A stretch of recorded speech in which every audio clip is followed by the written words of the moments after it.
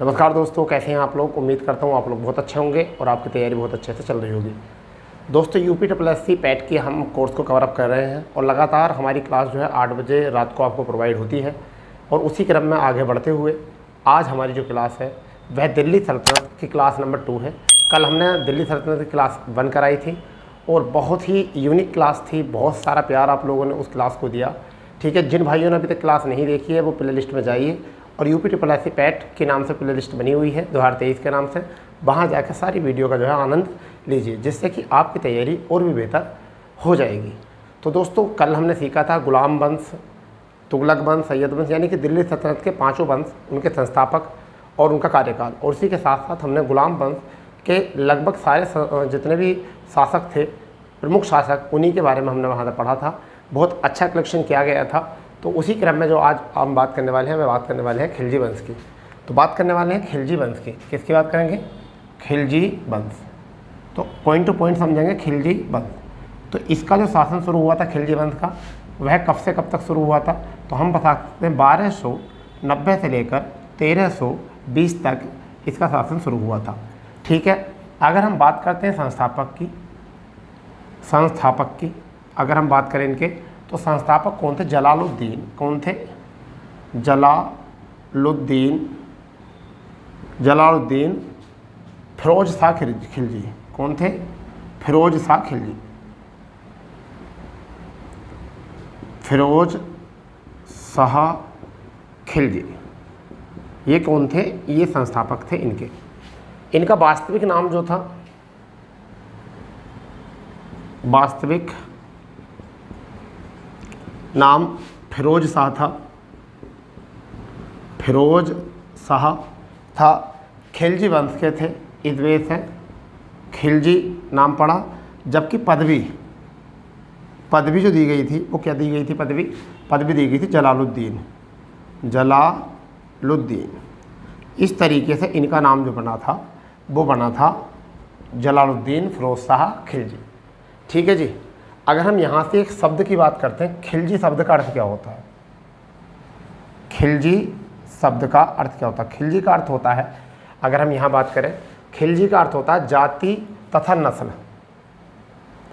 जाति तथा नस्ल संबंधी भेदभाव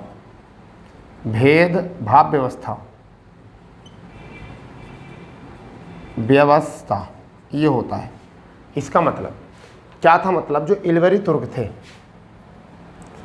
इलवरी तुर्क जो हमने देखे थे गुलाम वंश में, तो इलवरी तुर्कों में 2 जाति थी। एक तो थी उच्च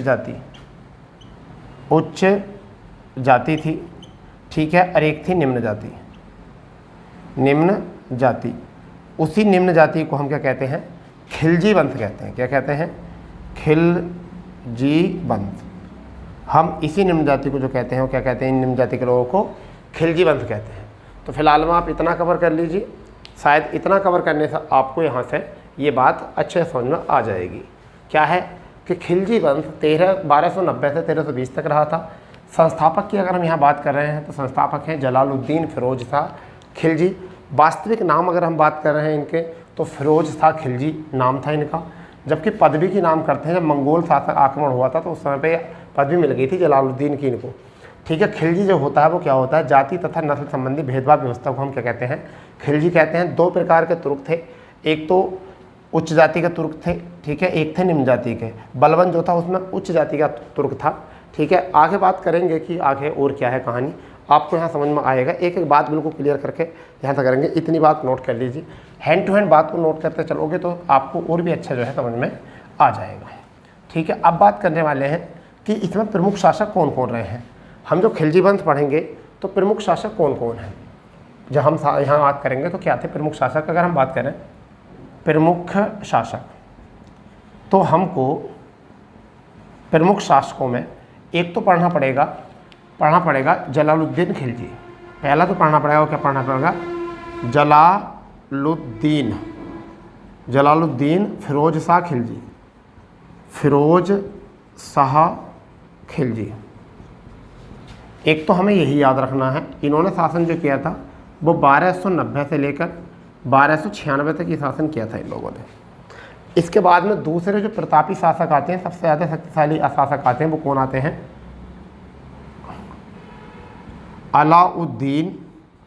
अलाउद्दीन खिलजी।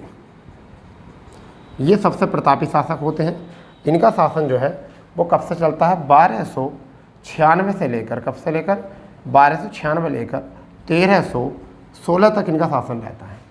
ठीक है, ये देखने को मिलेंगे आपको। फिर इसके बाद में तीसरे शासक के रूप में देखने को मिलेंगे आपको मुबारक शाह खिलजी। मुबारक शाह खिलजी आपको देखने को मिलेंगे, और ये मिलेंगे आपको 1316 से लेकर 1320 तक। इसी समय में एक अंतिम शासक के रूप में मिलेंगे जिनका नाम है नसरुद्दीन खुसरो। क्या नाम आएगा? नसरुद्दीन खिलजी भी कह सकते हो, नसरुद्दीन खुसरो भी कह सकते हो। क्या कह सकते हैं? नसीरुद्दीन। क्या कहेंगे उनको नाम? नसीरुद्दीन खुसरो। ठीक है, इनका शासन 1320 में ही रहा था। यही अंतिम शासक थे। यही क्या थे? अंतिम शासक, ऐसे याद कर लीजिए। ये थे सबसे प्रतापी व शक्तिशाली शासक। कौन? अलाउद्दीन खिलजी। मुबारक खिलजी क्या थे? मुबारक खिलजी क्या थे? महिलाओं के वस्त्र धारण करते थे। क्या करने लगे थे? महिलाओं के वस्त्र धारण करने लगे थे। ठीक है, ये कौन थे? ये संस्थापक थे। ये कौन थे? ये थे संस्थापक। इनसे जुड़ी थोड़ी थोड़ी ये बात भी याद है। इनको भी पहले नोट करो, आप जल्दी नोट करो, इनको अच्छे तरीके से नोट करो भाई। फिर 1 बाय 1 करके बात करेंगे इसमें हम क्या है।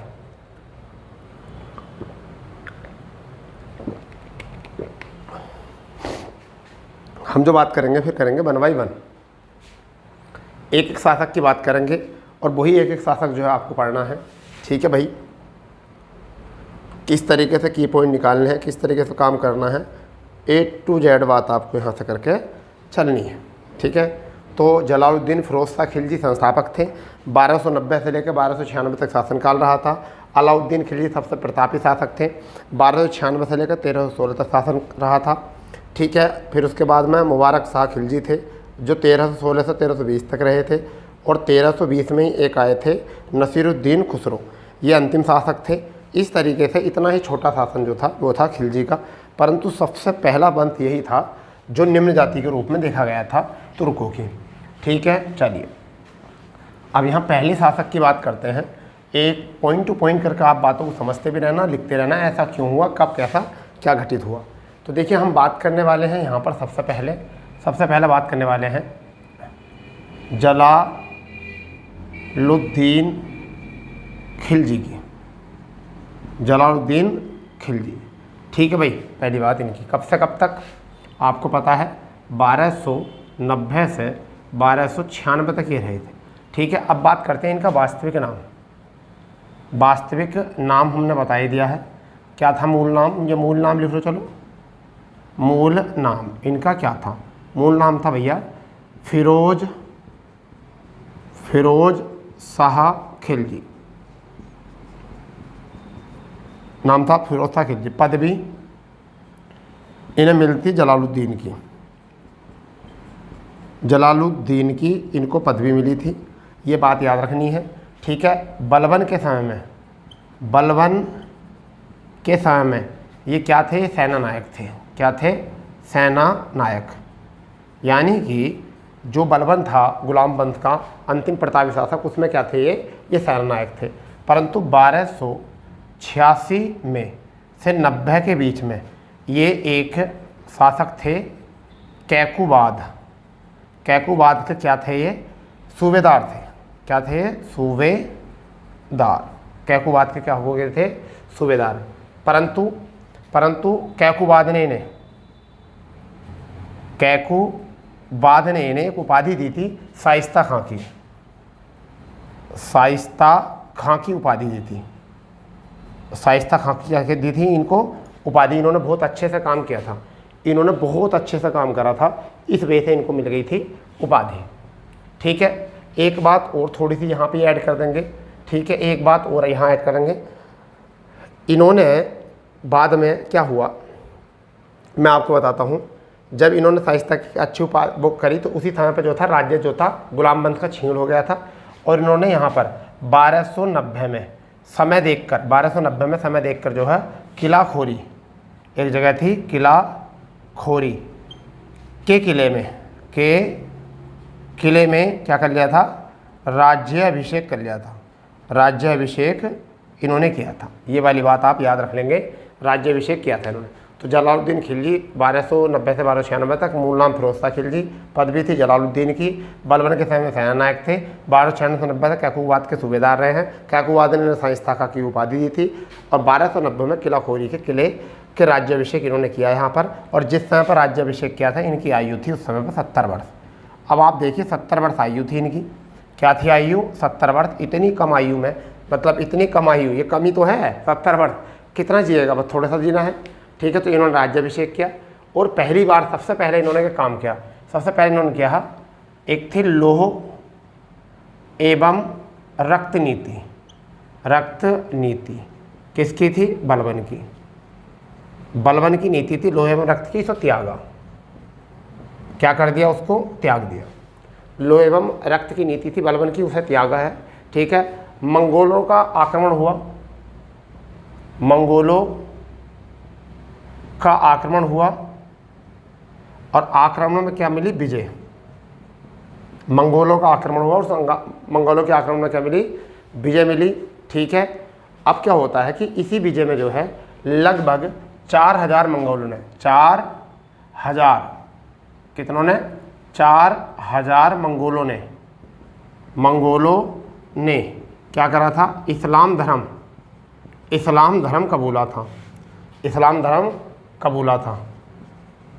ठीक है, और उन्हें कहा गया था नवीन मुस्लिम या नवीन मुसलमान। ठीक है, क्या कहा गया था, नवीन मुसलमान, उन्हें क्या नाम दिया गया, नवीन मुसलमान नाम दिया गया था इनको। ठीक है भाई, अब इनका जो था जलालुद्दीन खिलजी का एक भतीजा था, भतीजा यानी कि पिता की मृत्यु के बाद उस भतीजे जिसका नाम है अलाउद्दीन खिलजी, अलाउद्दीन खिलजी। ठीक है, अलाउद्दीन खिलजी इनका भतीजा है। अब पिता की जब मृत्यु हो गई, इनके अलाउद्दीन खिलजी के जब पिता की मृत्यु हो गई तो इनका लालन पालन पोषण जो करा वो किसने किया था, वो जलालुद्दीन खिलजी ने किया था। ठीक है, जलालुद्दीन खिलजी ने किया था। और उस समय पर ऐसा चलता था, उस समय पर पहला चलता था कि आपस में परिवार में शादी हो जा करती थी। ठीक है भैया, आगे जो थी क्या हो जाती थी कि आपस में इनकी शादी जो है हो जाती थी। ठीक है, अब क्या होता है, कहने का मतलब ये है कि बाद में इन्होंने अपना इसे क्या बना लिया, दामाद, दामाद भी किसे बना दिया, अलाउद्दीन खिलजी को। ठीक है, और जागीर कहाँ की दे दी, जागीर कड़ा और मानकपुर, कड़ा और एक मनिकपुर था, मनिकपुर कहाँ पर था ये, इलाहाबाद में, इलाहाबाद में। तो यहाँ की इन्हें दे दी जागीर। ठीक है भैया, यहाँ पर आप करो शासन, कड़ा और मनिकपुर जागीर दे दी, जागीर ने दे दी कि अब यहाँ पर तुम रहन सहन करो। ठीक है, और कहने का मतलब ये है कि जब ये जागीर दे दी तो एक दिन कहते हैं ना कि लालच बहुत बुरी बला है, लालच बहुत बुरी बला है। क्या करता है कि ये अलाउद्दीन खिलजी जो है, अलाउद्दीन खिलजी एक दिन अपने चाचा को कह दो, ठीक है, या अपने ससुर साहब को कह दो, ये बुलाते हैं कहाँ पर, कड़ा और मानिकपुर को। ठीक है, इलाहाबाद में बुलाते हैं, और गले मिलने के खातिर जो है, गले मिलने के बहाने से तो क्या कर दी इन्होंने, चाकू मार कर क्या कर दी, चाकू मार कर हत्या कर दी। क्या कर दी, चाकू मार कर हत्या कर दी। तो ये थोड़ी सी बात आपको यहाँ से याद रखनी है जलालुद्दीन खिलजी से। 1296 से 96 तक मूल नाम फिरोज शाह खिलजी, पदवी थी जलालुद्दीन, बलबन के समय सेनानायक थे। 1286 से 90 में कैकूबाद के सूबेदार रहे हैं। कैकूबाद शाइस्ता खां की उपाधि दी थी। 1290 में किला खोरी में किले के राज्याभिषेक किया, 70 वर्ष आयु थी। लोहे में रक्त की नीति त्यागी और मंगोलों का आक्रमण इसी समय हुआ। 4000 मंगोलों ने इस्लाम धर्म को बोला, नबील मुसलमान कहा गया। इनका भतीजा अलाउद्दीन खिलजी था। पिता की मृत्यु के बाद इनका पालन पोषण जो है जलालुद्दीन खिलजी ने किया। फिर बाद में अपनी पुत्री का विवाह करके इसे दामाद बना लिया और इन्हें जागीर, कड़ा और मणिपुर, इलाहाबाद वाला क्षेत्र इनको जागीर के रूप में दे दिया। एक दिन यहाँ पर इन्हें बुलाता है मिलने के लिए और गले मिलने के बहाने जो है चाकू मार के इनके क्या कर देता है, हत्या। और अभी इतनी आसानी से जो है इनको राज्याभिषेक या गद्दी नहीं मिलेगी।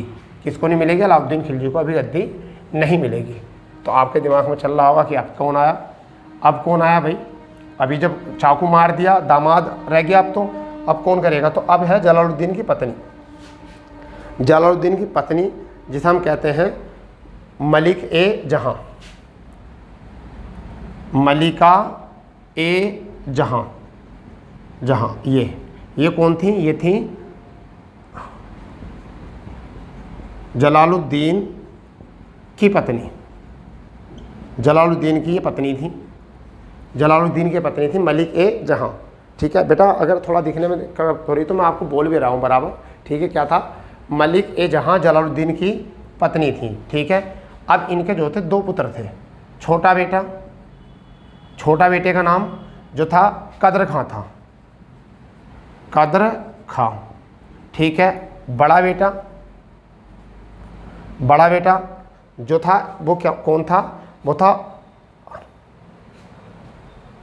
अरकली खां।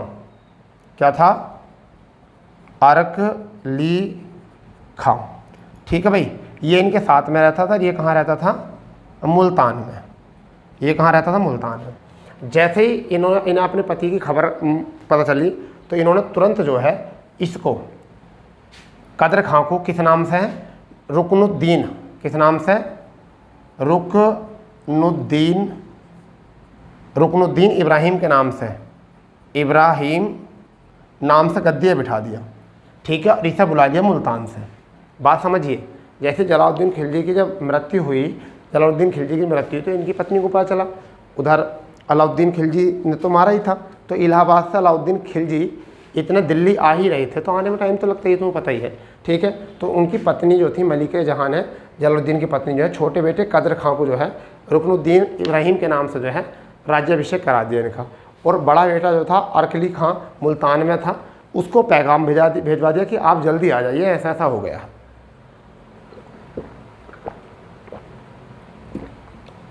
ठीक है बेटा, अब क्या होता है? अलाउद्दीन जो है ना, बड़ा दिमाग का तेज आदमी, बहुत ही बिंदास, बहुत ही अच्छा सोचता था। उनने इलाहाबाद से लेकर दिल्ली तक जितने भी अमीर लोग पड़े, जितने भी बीच में और जनता पड़ी, सबको पैसा, हीरे जवाहरात सब लुटा दिए, सब दिए, क्योंकि उन्होंने सारी जनता को अपने पक्ष में कर लिया। और जब जाकर उन्होंने देखा कि दिल्ली की गद्दी पर कौन बैठा है, तो रुकनुद्दीन इब्राहिम बैठा है, तो जनता ने इसका क्या विरोध, और विरोध करते हुए जो अरकली खां जो था, इनका बड़ा बेटा, इन सबको लेकर अपनी माताजी को, अपने छोटे भाई को लेकर अपनी जान बचाते हुए मुल्तान लेकर भाग गया। कहाँ लेकर भाग गया? मुल्तान लेकर इनको भाग गया। तो इस वजह से अब गद्दी होगी खाली। तो देखो, अलाउद्दीन ने बड़ा ही दिमाग से काम लिया। अब आता है अलाउद्दीन खिलजी। अब जो आता है वो कौन आता है? अलाउद्दीन खिलजी आता है, जिसके बारे में हम बात करने वाले हैं। ठीक है भैया, तो अलाउद्दीन खिलजी, तो अलाउद्दीन खिलजी का जो शासन आया है वो अब कब से कब तक? 1296 से लेकर 1316 तक आया है। इनका बहुत लंबा शासन है, सबसे लंबा शासन इन्होंने किया है इसमें। ठीक है भैया, अब क्या था? ये गद्दी में बैठ जाते हैं, दिल्ली की गद्दी पर बैठ जाते हैं, और इन्होंने एक उपाधि हासिल करी, सिकंदर ए सानी। कौन सी? सिकंदर ए शानी की पदवी, उपाधि धारण की। कैसी करी? उपाधि। ठीक है, ये धारण करी। ठीक, अब इनके बाद में इन्होंने करे आक्रमण। तो अब इनके आक्रमणों में 2 चीज़ें हैं। आक्रमण कहाँ कहाँ करे? तो एक तो करा उत्तर भारत में, और दूसरी तरफ करा दक्षिण भारत में। तो ये थे इनके आक्रमण, उत्तर भारत में और दक्षिण भारत में। क्लियर भाई? तो अब मैं बात करने वाला हूँ कि सबसे पहला आक्रमण जो था उत्तर भारत का वो कौन सा था। सबसे पहला उत्तर भारत का आक्रमण था गुजरात आक्रमण। गुजरात आक्रमण। और गुजरात आक्रमण कब करा था इन्होंने? 1298-99 में हुआ था। 1298-99 में आक्रमण हुआ था। अगर मैं आपको वाक्य बता के चलूँ तो यहाँ का जो शासक था, गुजरात का जो शासक था वो कौन था यहाँ पर? वो था रायकर्ण। गुजरात का शासक था रायकर्ण। इसको घेरने के लिए अलाउद्दीन ने सेना दो तरफ से भेजी। एक तो सिंधु की तरफ सेना भेजी और एक तरफ भेजी राजपुताना की तरफ से। राजपुताना की तरफ से, जिधर राजपूत रहते थे उधर से, ठीक है। और एक तरफ से भेजी सिंधु से। दो तरफ से इसको घेरने की सेना भेजी, ठीक है भैया। और उलूग खां को जो भेजा इधर से, उलूग खां को सेना लेकर भेजा यहाँ से, ठीक है भैया। उलूग खां को सेना लेकर भेजा यहाँ से। और आपने एक नाम सुना होगा, सबसे ज़्यादा एग्जाम में आता है, नुसरत खां, ठीक है। क्या आता है? नुसरत खां, ठीक है। नुसरत खां को जो सेना लेकर भेजा वो कहाँ भेजा? यहाँ पर। और इन दोनों ने कर दिया इस पर आक्रमण, ठीक है। इस वजह से रायकर्ण जो है हार गए हैं और गुजरात की हो गई है विजय। गुजरात की क्या हो गई है? विजय हो गई है। और इसी समय पर जो है एक हिंदू किन्नर जिसका मैं नाम बताता हूँ, हिंदू किन्नर मलिक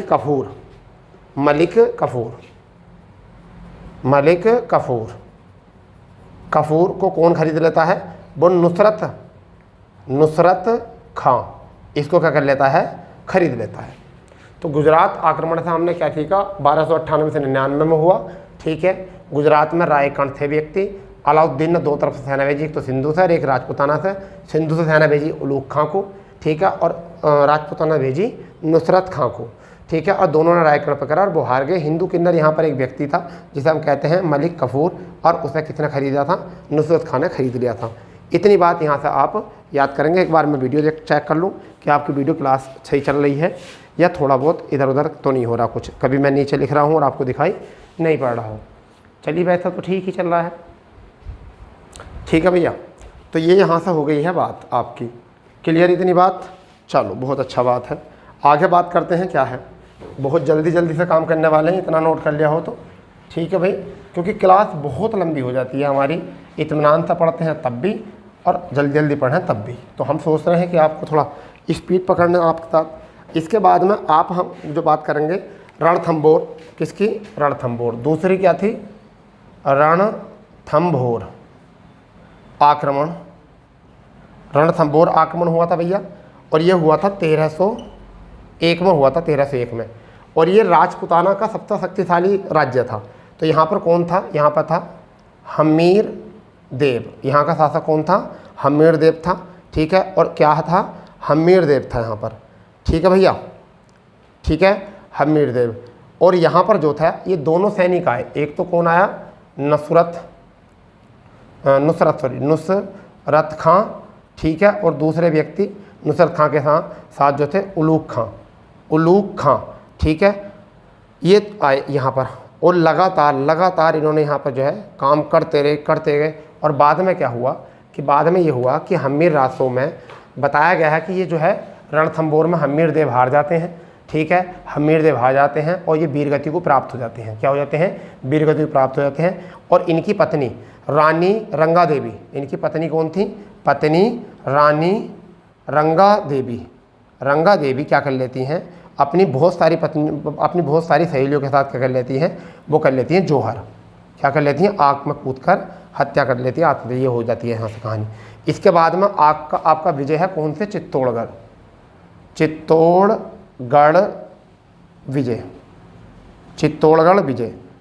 विजय कब हुई है? वो हुई थी 1303 में। चित्तौड़गढ़ विजय कब हुई थी? 1303 में। यहाँ पर रानी पद्मावती, ये जो युद्ध हुआ था वो किसके हुआ था? यहाँ राजा थे राजा रतन सिंह थे, ठीक है। और यहाँ रानी जो थी वो कौन थी? पद्मावती, ठीक है। इनकी सुंदरता को देख के ही यहाँ पर खिलजी कर देता है युद्ध। खिलजी क्या कर देता है? युद्ध कर देता है, क्या कर देता है, युद्ध खिलजी। ठीक है भैया, देख लेना इसको, ये मूवी बन गई, इसको पर युद्ध कर देता है। और राणा रतन सिंह के इस युद्ध में 7 महीने चलते जो है राणा रतन सिंह क्या कर देते हैं, आत्मसमर्पण कर देते हैं। इसमें राणा रतन सिंह ठीक है क्या कर देते हैं, आत्मसमर्पण कर देते हैं। और इस चित्तौड़गढ़ का नाम रख के क्या कर देते हैं, और इस जगह खिजराबाद क्या कर देते हैं, इसका नाम बाद में खिजराबाद हो जाता है। ठीक है भाई, तो ये हुए थी अच्छे विजय। इसके बाद में और क्या क्या विजय करी थी, तो मालवा विजय, इन्हें लिखते चले जाओ। मालवा विजय जो की गई थी वो कब की गई थी, मालवा विजय करी थी मलिक काफूर, सॉरी मालवा विजय हुई थी 1308 में, 1308 में मालवा विजय हुई थी।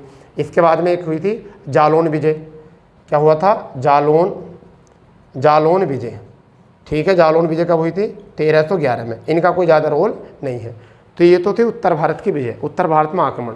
एक तो थी रणथंभौर का आक्रमण, ठीक है, इससे पहले जो हुआ था वो कहाँ का हुआ था, गुजरात का आक्रमण, रणथंभौर का आक्रमण, चित्तौड़गढ़ का आक्रमण, फिर आपका क्या है मालवा का आक्रमण, जालौन का आक्रमण, ये आक्रमण हुए थे। इनमें से कुछ क्वेश्चन आ सकते थे। हम्मीर रासो में क्या कहा गया है, तो यहाँ पर एक किताब थी हम्मीर रासो, उसमें इसका जिक्र किया गया है हम्मीर देव के रणथंभौर आक्रमण का। ठीक है भैया, ये थोड़ी सी याद यहाँ से रख लेना।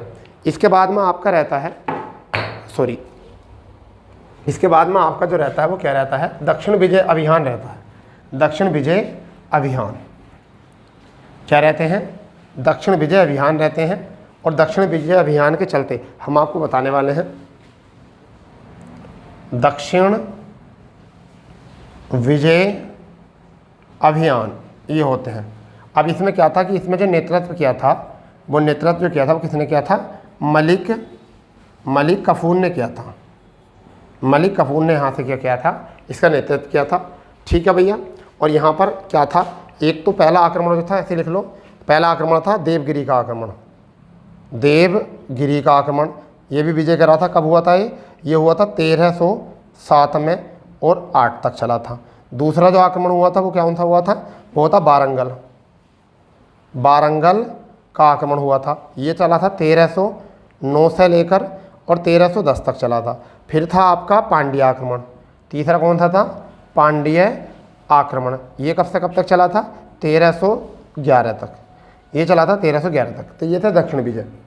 ठीक है भैया, अब अलाउद्दीन के कुछ सुधार, यहाँ पर सुधार पर बात करेंगे। कुछ सुधार थे, उस सुधार में क्या क्या बातें थी पहली ही बात करेंगे। ठीक है, शासन का विकेंद्रीकरण करा इन्होंने। सबसे पहली बात क्या थी, शासन का विकेंद्रीकरण,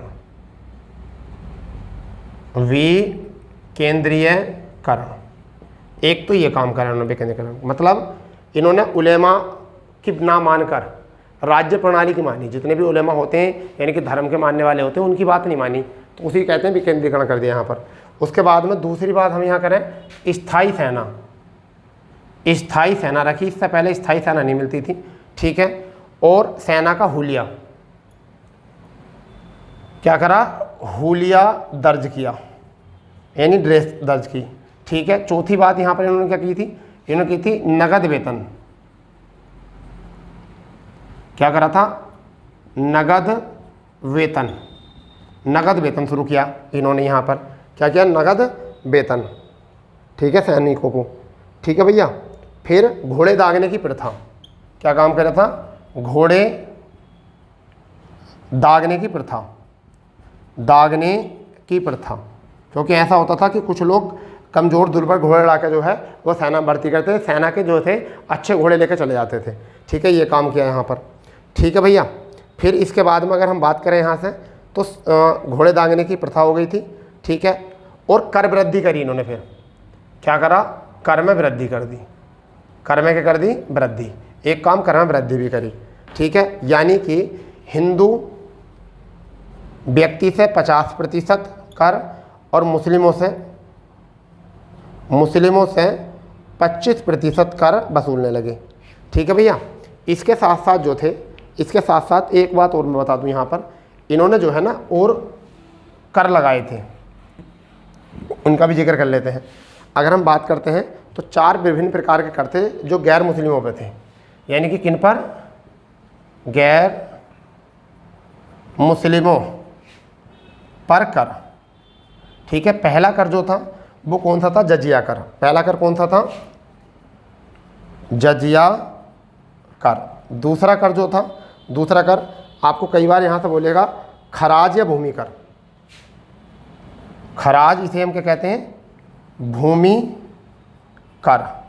फिर आगा घरी कर, घरी कर, इसे हम क्या कहते हैं, गृह कर। ठीक है भाई, इसे हम क्या कहते हैं, गृह कर। तो जजिया कर हो गया, खराज कर हो गया, घरी कर हो गया। ठीक है, एक आपका आता है चरी कर। एक कौन सा होता है, चरी कर, चरी कर, जिसे हम कैसे कहते हैं, चारागाह कर। तो ये 4 प्रकार के कर जो थे वो क्या थे, जजिया कर, खैराज कर, भूमि कर, घरी कर, गृह कर और चरी कर, चारागाह कर। ये जो थे गैर मुस्लिमों से लिए जाते थे। ठीक है भैया। और इसके आगे और अगर हम बात करें तो ये तो बात याद कर ही लिया आपने, स्थायी पे केंद्र का स्थायी सेना, हुलिया दर्ज, नगद वेतन, घोड़े दागने की प्रथा, ये ठीक है। ये आपके लिए पैट के लिए बहुत इंपॉर्टेंट है। ऐसा नहीं कि आप IAS निकाल दोगे इतने से ही, ये आपके लिए पैट के लिए है केवल, और कुछ नहीं है। अगर हम यहाँ पर एक बात करें तो देखिए, मुस्लिमों से जो लिया जाता था वो कर कौन सा लिया जाता था, मुस्लिमों से लिया जाता था, जिसे हम कहते हैं जकात। जकात लिया जाता था और ये कुल आय का 2.5% लिया जाता था। कितना लिया जाता था, 2.5% लिया जाता था। ठीक है। एक कर होता था, एक आपका कर होता था खुम्स। कौन सा होता था, खुम्स एक कर होता था, जिसे हम कहते हैं लूटा माल या लूट का माल, लूट का माल, लूट का माल ये होता था। ठीक है। इसमें क्या थे, 2 हिस्से होते थे। इसमें 2 हिस्से होते थे। एक क्या होता था, एक तो होता था 1/4 भाग, सॉरी 1/5 भाग, 1/5 भाग ये तो मिलता था सैनिकों को। ठीक है। और एक होता था 4/5 भाग, ये मिलता था राज्य को। ठीक है, ये राज्य को मिलता था। इतनी बात है। और एक काम और किया था इन्होंने, वस्तुओं का मूल्य नियंत्रण, वस्त्रों का मूल्य नहीं बढ़ना है, ये भी काम इन्होंने किया था। तो देखिए, गैर मुस्लिमों पर लगने वाला कर, जजिया कर, खराज कर, भूमि कर एक ही होता है, घरी कर, गृह कर एक ही होता है, चरी कर, चारागाह एक ही होता है। ये तो लगते थे गैर मुस्लिम। मुस्लिम पर लगता था जकात जो कुल आय का 2.5% होता। खुम्स जो होता था लूट का माल होता था, 1/5 सैनिकों को मिलता था, 4/5 जो मिलता था राज्य में मिलता, वस्तुओं पर नियंत्रण था। इनके बाद में जो है इनका शासन जो है धीरे धीरे जो है यहाँ पर छीन हो गया था। अब अलाउद्दीन के बाद में जो है कौन आते हैं, अलाउद्दीन के बाद में, अलाउद्दीन खिलजी के बाद में जो आते हैं वो कौन आते हैं, उनकी थोड़ी सी बात कर लेते हैं। और वो कौन थे, उनका नाम है मुबारक शाह खिलजी। क्या था, मुबारक शाह खिलजी। मुबारक शाह खिलजी कब से रहे, 1316 से 20 तक रहे। ठीक है भैया। तो इन्होंने जो है अपने आप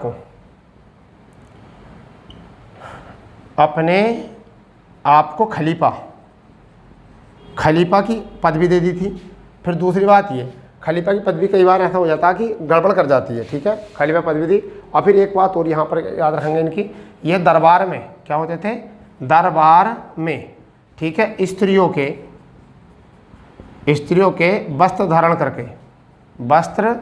धारण करके आ जाते थे। ऐसे अयोग्य शासक थे। कैसे थे, ऐसे अयोग्य शासक थे। परंतु हाँ, ये जितने भी अधिकारी थे उनके बिना शासन नहीं चलाते थे। यानी क्या काम करते थे, ये बिना मंत्रिमंडल के, यानी कि मंत्रिमंडल आधारित शासन था इनका। आधारित शासन था। तो तुम पता ही, मंत्रिमंडल आधारित शासन तो कमजोरी होता है। इसके बाद में एक अयोग्य शासक और मिले हैं जिनका नाम है अंतिम, नसीरुद्दीन खुसरो खां। ठीक है, ये जो थे खिलजी वंश के अंतिम शासक थे। कैसे थे, अंतिम शासक। ठीक है भाई। तो यही आपका याद करना। इसके बाद बस इतना ही याद रख लेना और यहाँ से जो है आपका यहाँ से क्लियर हो जाएगा खिलजी वंश। ठीक है जी। तो अब जो हम बात करेंगे वो करेंगे कल तुगलक वंश के बारे में। ठीक है, तो हमारा लोधी वंश हो चुका है और खिलजी वंश आज कंप्लीट कर दिया हमने। तो कल जो हमारी क्लास रहेगी वो रहेगी तुगलक वंश में। और देखते हैं, कोशिश करके अगर आज ही समय मिलता है तो आज ही तुगलक की बनाते हैं। ठीक है, फिलहाल में आपको जो है इतने को कवर करना है और यही हमारे पैट के लिए जो है बहुत सफिशिएंट डाटा, पैट के साथ साथ सभी वनडे एग्जाम के लिए ये बहुत सफिशिएंट डाटा है। तो मिलते हैं नई क्लास के साथ। जय हिंद, जय भारत, वंदे मातरम।